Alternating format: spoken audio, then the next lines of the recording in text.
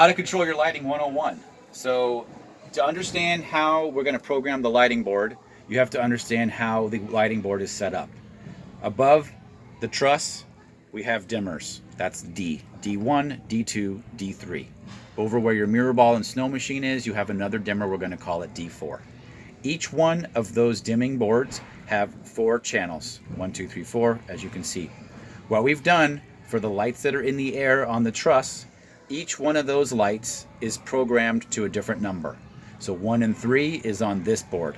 5 and 6 is on here. 9 and 11 here. 13 and 14 are on here. Why does that matter?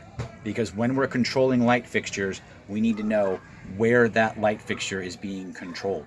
So you can turn individual fixtures on and off very easily. The way that you do so is you must turn, actually let me get out of this, here we go. You must turn each one of these fixtures' lights on. This will control all of your fixtures.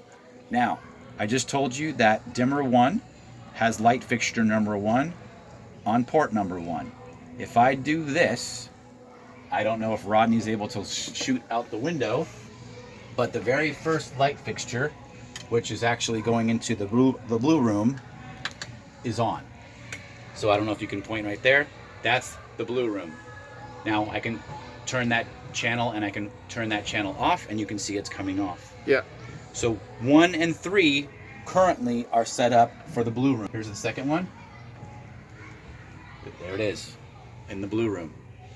Okay, so I'll even write right here, these two are then currently in the blue. If you guys need more time on the blue floor, it's fine now because Owen's going to rod floor. So okay, good. Great, thank you, sir. So blue is currently your first 2 fixtures and red are the others. So to prove that, if I go into number 5, page A, 5, and I do that, one of your fixtures in the red room should be on. Is it on? Great. Now, that's how you control the individual fixtures. If I need to control a fixture that's not 1 through 8, see how 1 through 8 is on A? I must hit page select, and now it's on B, and that is fixtures 9 through 16. 9 through 16 are these 2 lights, your snow machine, and your mirror ball. So to test, this is now 14. If you go back up here, 14 is your mirror ball. If I turn 14 on, you'll see the light fixture next to the mirror ball just came on, and the mirror ball has started to spin, which is probably tough to see from this far away, but that's what I just controlled 14. And if I were to do 13, which I'm not going to, it'll turn on your snow machine. So that's the essential part if you want to control individual fixtures. But what I've done is I have pre-programmed different settings. So when I turn these off, I put a note.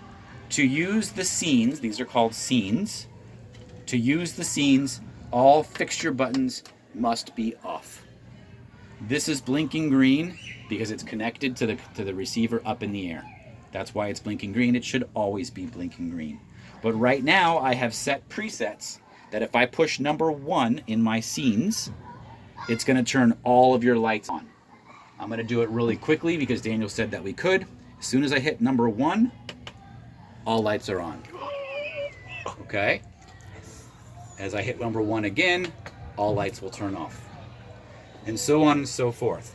And what I've done is I've created number 1 is all on, 2 is blue room only, 3 is red room only, 4 is all lights plus your mirror ball, 5 is all lights plus your mirror ball plus your snow machine.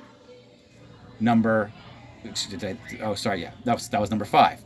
Number 6 is mirror ball only, number 7 is snow only, and number 8 is mirror ball and snow. So right now, if I hit number 6, which is a preset up here, the mirror ball should turn on.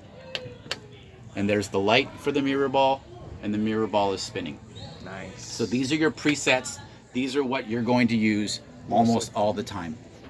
Now I think that we'll stop the recording here, and I'll show you one very quick recording on how to